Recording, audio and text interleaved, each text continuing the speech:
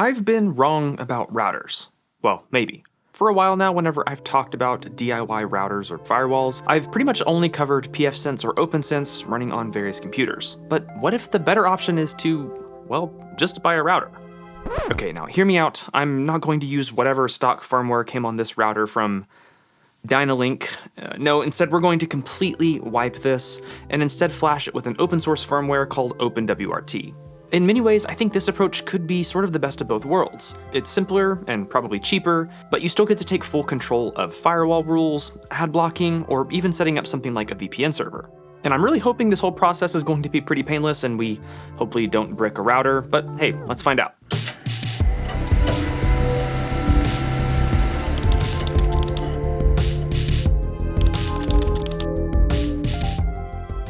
OpenWRT is a free and open source Linux-based operating system designed primarily for embedded devices, like this one, but it can also run on x86 platforms as well. The idea here, like I mentioned in the intro, is to replace the stock firmware on consumer routers with OpenWRT, giving you flexibility and features that you wouldn't have otherwise. One big advantage is that OpenWRT receives regular updates from the open source community, making it more secure than many stock firmware versions, which can often go unpatched and have serious vulnerabilities. Plus, with OpenWRT, there are no lockdown features, so you get full control over all of your network settings. It also includes a package manager that lets you install add-ons like monitoring tools, ad blockers, VPN servers or clients, and more.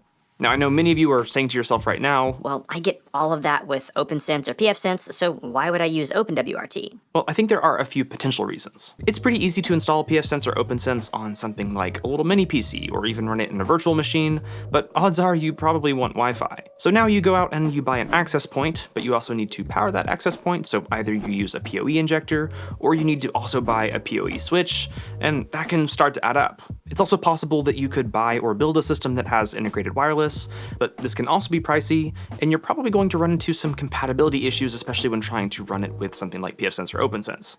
Instead, if you go the route of flashing OpenWRT onto a consumer router, you don't have to worry about buying a separate access point because, well, it's all conveniently in one little package. And as long as you confirm that your model is supported by OpenWRT, you shouldn't run into any compatibility issues. It's also pretty cheap to pick up something like this, and you might even already have something similar that you could repurpose for free. Plus, you're also going to save some money in the long term due to lower power draw because, well, stuff like this is going to be using embedded ARM chips that draw quite a bit less power typically than x86 processors. Now, that's not to say that going the OpenWRT route doesn't have any downsides. While the Lucy web interface that OpenWRT uses is pretty easy to navigate, there is a bit of a learning curve to using OpenWRT. This is even more so the case if you're looking to install add-ons. You'll probably find yourself in the command line quite a bit. Also, another thing to consider is that most consumer routers don't really have much when it comes to compute power, memory, or storage, so you'll definitely want to do some research to make sure that whatever you end up using has enough resources to do whatever you need it to do. Spoiler, I sort of made that mistake with this guy. Even with some of the potential limitations, I think the idea of flashing OpenWRT onto a router like this is a pretty solid option, and depending on your needs, could actually be the ideal router solution. Now, speaking of ideal solutions, the ideal solution to keep your devices charged on the go is the UGREEN Uno wireless powerbank 15W from today's sponsor, UGREEN. This little thing is fast, yet fun. Its unique design features a TFT smart display that doesn't just show the battery percentage, but adds little emojis to reflect the charging status. It's like having your own little robot buddy. It's cute, but by no means a slouch. It's Qi 2 certified, delivering 15 watts of magnetic wireless fast charging. Or you can charge wired devices with the 20-watt USB-C port. And with its 10,000 mAh battery, it can fully charge an iPhone 16 Pro over 1.5 times. So you can charge your phone, plus a little bit more, wire-free, anywhere. And it's not just fun and fast, it's also extremely practical. Its foldable stand design means you can actually use this as a little stand-up desktop charger. I find this really convenient when I'm working on the go, and I can just prop my phone up wherever I'm at, and I'm actually using this right now to read the scripts off of my phone down here. Also, it's like 3/4 the size of your phone, so yeah, it'll definitely fit in your pocket. And the Uno lineup doesn't just include power banks, they also have fast and fun chargers like the Uno 100W, for example, all of which are tailor-made for the newest iPhone. And right now, UGREEN is running some great Black Friday deals, so make sure to check my link down in the description to get a great deal on your Uno wireless powerbank 15W or other Uno device today. Okay, so I keep holding this up and talking about it, but what is this? Well, it's the DL-WRX36 from Dynalink, and I picked this up for a few reasons. First of all, it does have some pretty solid features. It supports Wi-Fi 6, which, yeah, isn't Wi-Fi 6E or Wi-Fi 7, but it should be plenty for me. On the back, it has 4 gigabit LAN ports, as well as a 2.5 gigabit WAN port. I am fortunate enough to have fiber where I'm at, but I'm only at a gigabit. Only at a gigabit. I am fortunate to have gigabit. But still, that means I'm not really taking advantage of that 2.5 gig port. But if I were ever to upgrade my internet connection, even though the other devices would be limited to gigabit, I could still, for example, be downloading from one computer, taking advantage of full gigabit speeds, while other devices are also not being bottlenecked. It also has a quad-core Qualcomm processor, which I figured might provide enough CPU resources for firewall and routing duties, as well as maybe a few other services. And while I don't really care that much for aesthetics, I could see the benefit of something like this being, well, a little bit more spouse-friendly compared to some other options. Now, obviously, before buying this, I made sure that it was supported by OpenWRT, and you might assume that I went with an option that was really easy to get set up, but I actually went with this because, well, it's a little bit more challenging to get OpenWRT Flash to it. With a lot of models, like some from Netgear or TP-Link, installing OpenWRT is as simple as navigating to the router's web interface, uploading the firmware file, and rebooting. With the DL-WRX36, it's a little bit more complicated, but it's still not that hard, and I thought it might be worth it to show that even some of the more complicated models really aren't that difficult to get set up. Now, before we dive into getting this all flashed and set up, I do want to provide a few disclaimers. First, while it is possible to revert to the factory firmware after installing OpenWRT, I think it's probably safer to go into this assuming that it's a permanent process. There's also a very real possibility that you end up bricking your device, and unless you feel comfortable, for example, getting a console running over a serial header, getting your device debricked might be a bit challenging.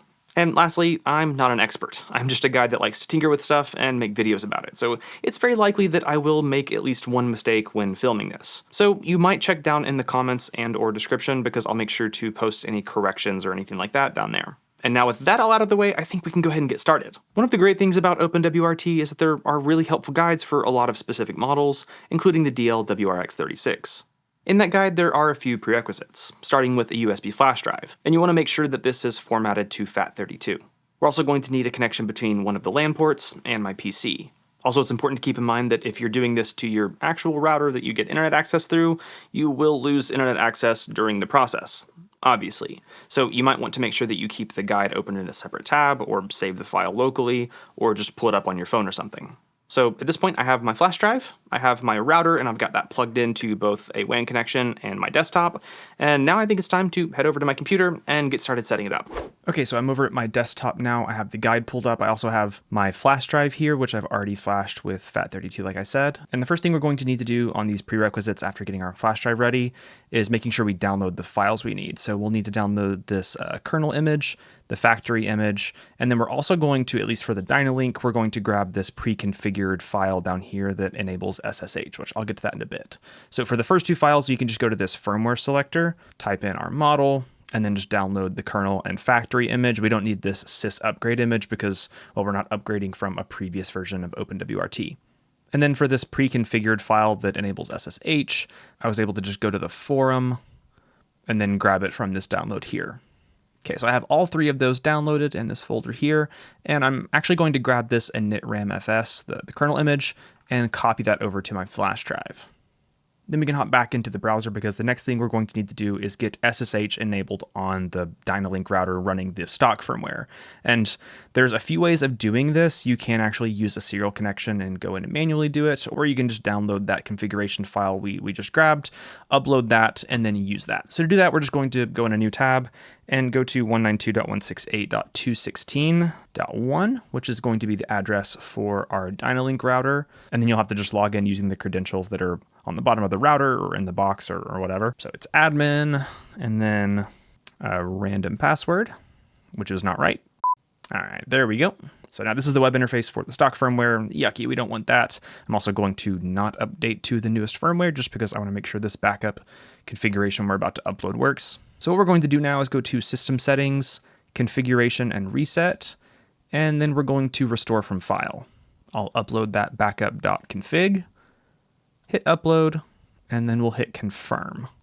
And I probably should have given the warning that this is not necessarily the no going back point, but just be forewarned that when you flash this and reboot, there's a possibility that you could brick your router. Hopefully that won't happen though, and what will happen is this will reboot to a configuration that's already sort of cracked, so we can access this via SSH, so we can make a few more tweaks to get booted into OpenWRT. All right, so it rebooted. We're back at the login here for the admin panel, but if we try to log in with our old credentials, it's not going to work because, well, this is a different image, so the password's different. And so the password is actually ASKEY1234. And now we can get back in, but we're not going to do anything here. We're actually going to need to access this over SSH. So for that, I'm on Windows, so I'm going to hop into PowerShell. And if you are following the guide, there's already some nice little commands you can copy here. So you can just copy this and paste it, hit enter, and then type in that password, ASKEY1234. And now we are in. We are SSH'd in. Okay, so at this point we have SSH access. We have over here on the left, we have just the guide, which we're pretty much just going to be following. Oh, and at this point, we probably should go ahead and plug in our flash drive to the router. Okay, so we got SSH, we have our guide, the flash drive is plugged in. And now what we can do is change this boot command, or we can just copy this pretty much and paste it in. However, it is important to note that this is explicitly giving this file name here, this OpenWRT-23.05.5- blah, blah, blah, blah, blah. So you'll need to make sure that that matches the exact file name that you have on the flash drive, which for me, if we look at this right here, it does, but if it doesn't, if you're using a slightly newer version and this guide hasn't been updated, you will need to make sure that this text right here matches exactly the name of that file that's on the flash drive. But like I said, as is, this is good, so we can hit enter. And then we should be able to just type in reboot. And now hopefully if I ping 192.168.1.1, we will eventually get, yeah, there we go. Okay, that's a good sign. What I want to do is I'm actually going to just double check that we can SSH into this. So we're going to do SSH root at 192.168.1.1. It is possible, you probably won't get this right away, but you might get this a little bit later on. So if you get this remote host identification is changed, it's pretty easy. All you have to do to fix it is just type in SSH-keygen-R and then that address. And then now if we SSH in again, we can just type in yes. And there we go. We're currently running the kernel image and we have SSH access. So now we can keep following the guide. So now we're going to need to copy over the factory image, the one that we didn't put on the flash drive. And this tells you to use this SCP command. However, in Windows, SCP defaults to SFTP. So instead what I did was use WinSCP. It's free and pretty easy to set up. And what you can do is you can actually change this to not use SFTP, which is the default, but to use SCP, which you need. Now I already had this workspace from when I tested this a little bit earlier. Ignore that. But we're going to create a new site here. For protocol, we'll use SCP. We'll make this 192.168.1.1. And then for username, we'll just do root. And there is no password yet, so we can hit login. And this is only giving me this error because I already logged in and it's a new key. So we'll just hit update. So ignore that part. And then here, I'm just following the guide. Basically what we want to do is we want to copy that file to /tmp and give it the name factory_image.ubi. So we're going to take this factory image here. We'll hit copy. And then in this TMP folder, we'll double click that and we can just hit paste. But we're going to rename this to factoryimage.ubi. We'll hit OK. So now we can see in /tmp, we have this factory_image.ubi. That's all good. We can minimize this. And then really here, these steps start to get a little bit out of my understanding. I'm just following the guide. So we'll copy this cat /proc/mtd, and we're going to check that both rootfs and rootfs1 should be mtd18 and mtd20. So mdt18 is rootfs, mtd20 is rootfs1. So that's good, I guess. So then we're going to just keep copying these commands to format these partitions. Set the mapping for the U-boot device ID. Sure, why not? And now for this other cat command here, we have to see what this value is. So for me, this value is this 1279 blah, blah, blah, blah. So that's this right here. And so if that's the case, then this current OEM slot is slot 2. So then based off of that, we'll go to if OEM slot is 2. We'll copy this command, paste, hit enter. And then we'll just copy these commands, And then once again, for this last one, you want to make sure that this file name here matches whatever the file name is on the flash drive. Okay, now we can actually unplug the flash drive. Then we'll give it the old reboot, and we'll hope that this all works. Okay, so it rebooted, and back in our browser, we should be able to go to 192.168.1.1 now. And there we go. We are in OpenWRT. Now there's no password set, so we can fix that. But before that, I'm actually going to hop back into SSH. And then once again here, I'll get this error. It's pretty easy. We'll just do SSH keygen -R 192.168.1.1. And then now I can SSH back in, hit yes. What we can do here is there's one last command to copy. Now that we've successfully booted into OpenWRT, we can just grab this last command here, paste that in. And this is just to make sure that it never tries to use the USB as a fallback again. Okay, and that's the setup. But now we'll just head back into OpenWRT. We're gonna set up a password here. So I'm gonna give it a really good password, hit save. It does give this weird thing where the no password set doesn't go away until you refresh, I think. Yeah. And then now if we log out, we can see that to log in, we do have to use our password. So, okay, and now we have OpenWRT up and running, although it's not really configured to do much, so let's get to that. If we go up to the network tab and then to interfaces, we can see that we have our WAN port, which is configured already to just DHCP for me. So I'm just getting this downstream address from my actual router. And then we just have this bridge for all of our LAN ports on this BR LAN. But obviously we want to have some Wi-Fi, so let's go ahead and start setting that up. So we'll go to wireless under the network tab. And then here we have two radios. We have our 5G radio, and then we have our 2.4. And we'll set up both of those. So for that, we'll start right here. We'll go to edit. And I'm just going to call this OpenWRT 5. And then I'm going to set the channel to auto and the width to 160 to get a bit more bandwidth. You might lose some range, but earlier I kind of found that seemed to work pretty well for me. We could also go in here and change the country code to US. And we're obviously going to want to have some security rather than just an open network. So we're going to change this encryption to, I could do WPA3, but just to make sure that I have compatibility with some devices that may not support it, I'm just going to do WPA2 and then set up a password, hit save. And then we can do the same thing for the 2.4 gigahertz. Same thing here, WPA2. And for the name, I'm just going to call this OpenWRT 2.4. And just to note, you could name these SSIDs the exact same rather than splitting them between 2.4 and 5. And devices should sort of like auto-negotiate to figure out which one to get on. But I'm going to separate them just so I can make sure if I'm doing some tests here in a bit that I know whether I'm on 5 gigahertz or 2.4. So I'll hit save and apply.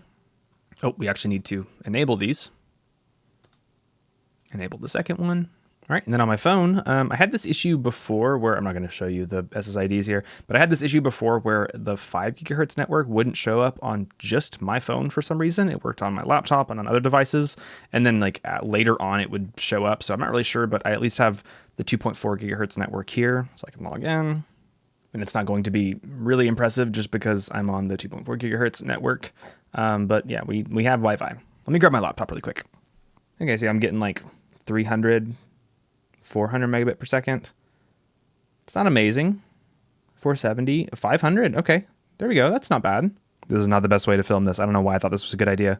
Yeah, you can see we're getting about 500 megabits per second. So yeah, not amazing. Okay, I'm smarter this time. I have screen recording going on my laptop. But you can see now if I actually go to my desktop and grab something like just this large file here, if I try copying this to my desktop, okay, this is a little bit slower. I'm not sure if this is a Wi-Fi issue or the fact that I'm screen recording issue. All right, it's creeping up. So as you can see, yeah, we're getting a full gigabit download over Wi-Fi, so it doesn't seem like that 500 megabit per second or so was limited by Wi-Fi, but more so maybe something else. So on my desktop now, I'm curious. If I go to fast.com, what are we getting here? Yeah, so we're only getting around that 500 megabit per second or so. I'm not really sure where the limitation is. Like I said, I did test this out a bit before filming this video. One thing I found was that if I go up here to network and then to firewall, and then if I go down here to this software flow offloading, I can select that. And then I can select hardware flow offloading. And I don't know if this is a good idea. Earlier when I was doing some testing, it seemed like by enabling some of this hardware offloading, it seemed to be a little bit faster when it came to routing. And so, yeah, let's see if we get any improvement here. Yeah, so maybe a bit.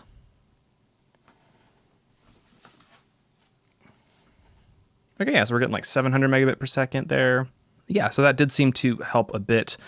We're still not getting like a full gigabit, which is a little bit frustrating, but it also might be some sort of issue with running this router downstream of my other router, although I've done that before and not had issues. So I'm not entirely sure. It could just be that this router isn't necessarily the fastest thing ever, and maybe the 2.5 gig uplink was just a marketing gimmick, and it's not capable of acting as a firewall at gigabit speeds anyway. But still, 740 megabit per second down isn't that bad. I'd be pretty happy with it for the most part, unless I was paying for a gigabit connection, but still not too bad. And there may be some more tweaking that you could do because, well, now we have a working router that we can go in and tweak. We could go in and set port forwarding or set up any traffic rules, or under interfaces, we could go to devices. And if we wanted to, we could set up VLANs. One thing I found that was kind of fun was this LED configuration. So you can go here and it actually recognizes the red and blue LEDs that are on the front of the router. So you could configure these to do a few different things. So for example, this blue LED is currently always on, it seems, but I could change this to be a heartbeat, which I believe actually like speeds up or slows down based on like the system load. You could also set it up to be based on network activity, and you could set it up to a specific interface. That way you could see if something like even like a VPN is active, you'd have like an LED. I don't know. It was kind of fun. I thought it was kind of cool. Oh, one thing I would do at this point, if you've got your Wi-Fi running and everything kind of set up how you want it, I would definitely make a backup now. So you can go to System and then Backup / Firmware, and we can just generate a backup here and we'll save it to this folder. This actually really came in handy when I was doing my testing because I kind of broke some things, and so I was able to just flash it back to a backup, and it definitely saved my butt. Also, I almost forgot to talk about power draw, which was pretty decent with the entire router drawing right around 8 watts pretty much all the time. Okay, so we have a basic router, but I talked about add-ons like VPNs and stuff, so let's get to that. This does have, like I believe I mentioned, a package manager. So if we go to System, Software, we can actually search for something like, for example, Tailscale. Oh, no, we haven't updated our lists yet. So we can hit Update Lists. And then we could type in something like Tailscale, and then we could install this. And you'll also notice there's this Updates tab, which if we click here, we have the option to upgrade these different packages.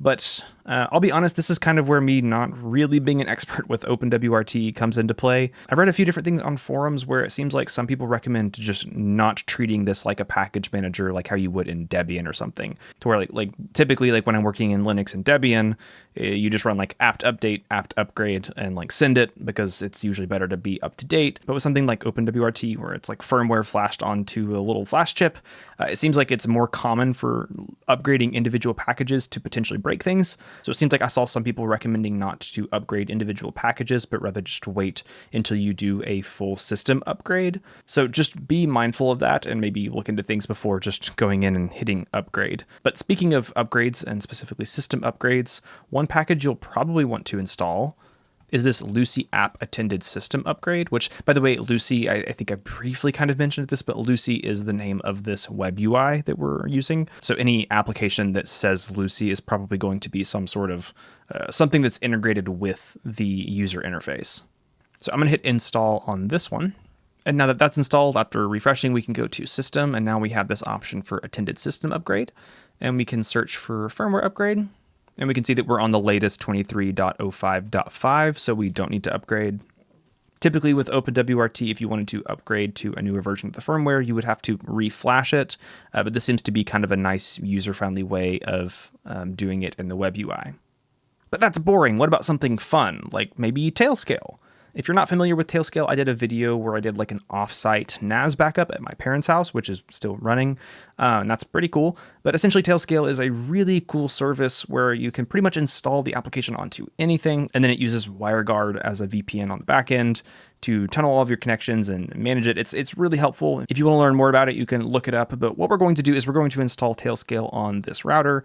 That way we can remote into it from anywhere. But we're also going to set this up as an exit node so that if we're on our phone out and about and not on our local network, we can use Tailscale to remote back into our local network and access, I don't know, my Jellyfin server or something. Now, there's a guide on OpenWRT's website for this, and so we're pretty much going to be following that. And there's a few caveats with this, so I'll make sure to point those out as we go. We don't have to run these right here. We can actually run these just here. We already did update, and then we can install Tailscale. We'll hit install.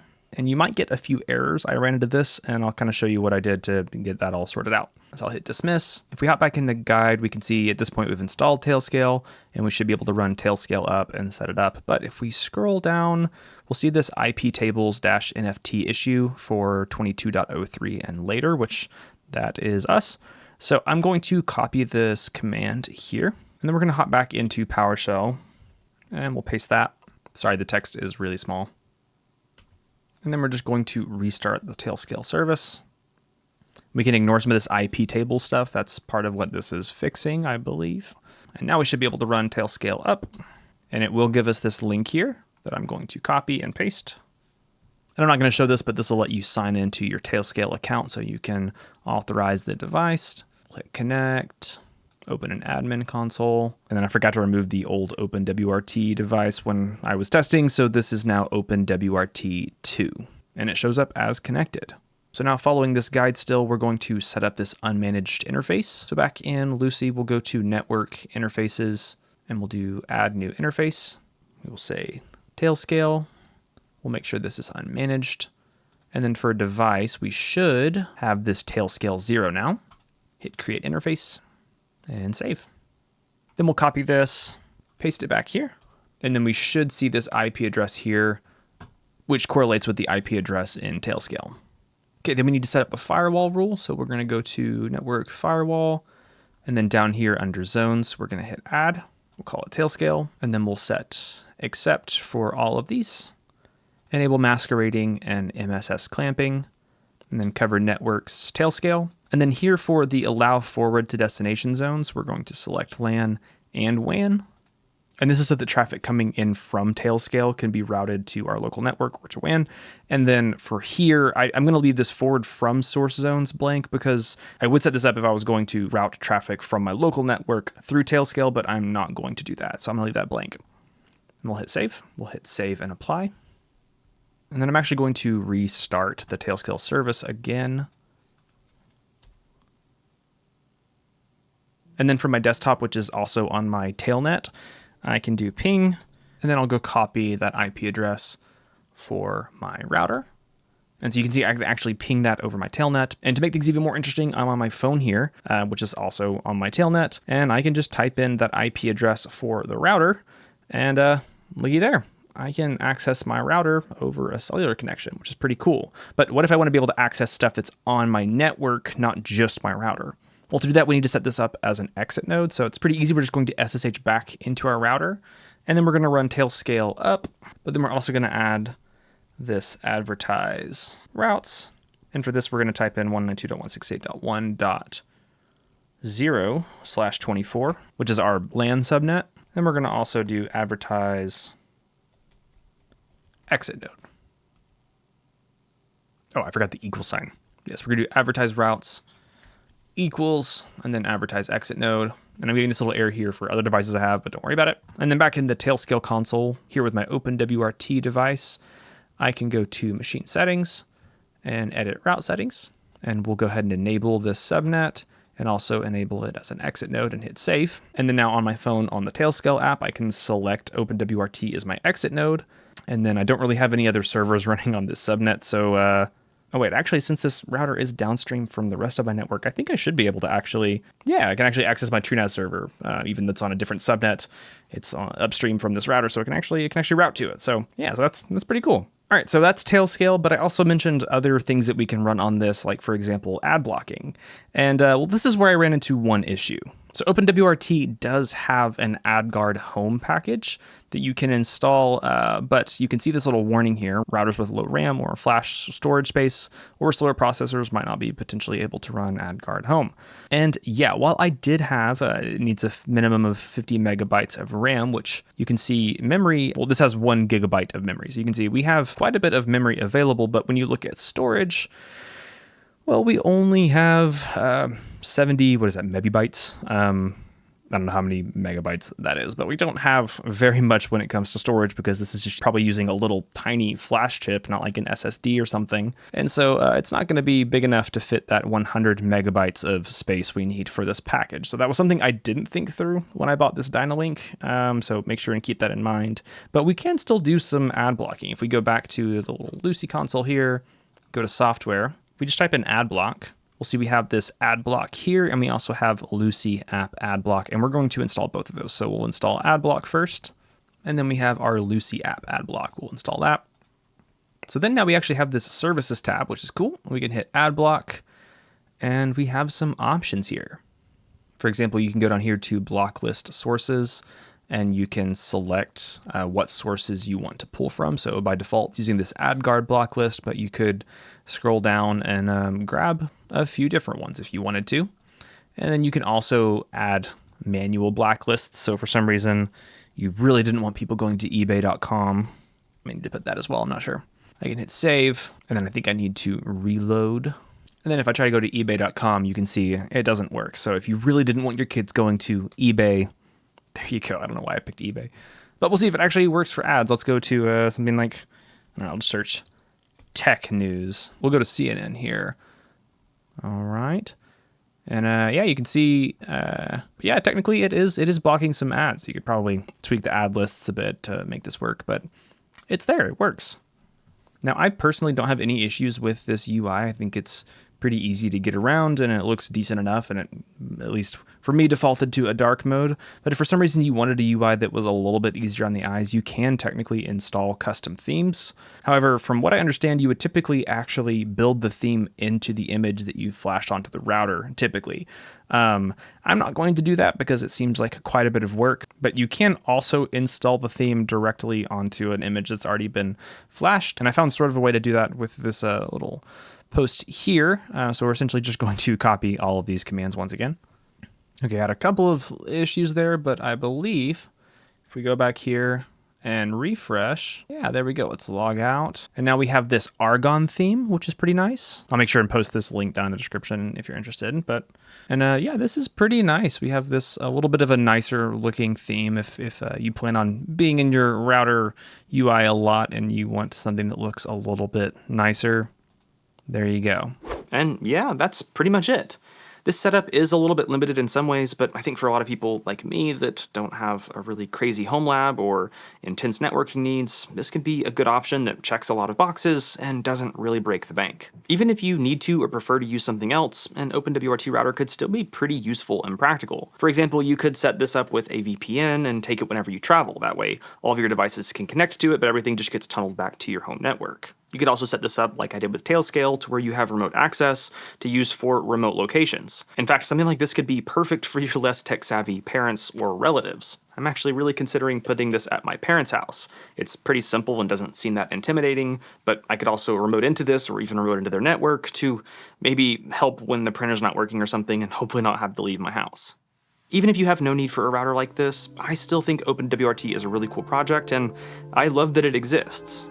I mean, being able to spend $60 for an all-in-one router and access point, running an open source Linux-based firmware that also gives you options to set up things like VPNs or ad blocking or whatever else you want to run, that's pretty cool. What do you guys think though? Do you think this is a good option for you, or would you go with something else? Let me know down in the comments below. Also, if you liked this video and you want to help support me make more videos, maybe consider becoming a RAID member. For as little as $1 a month, you get early access to ad-free videos, plus some other options that you can check out either here on YouTube or over on Patreon. I've been holding this whole video. I feel like I should just continue holding it. That's about it for this one though, so as always, thank you guys so much for watching, stay curious, and I really can't wait to see you in the next one.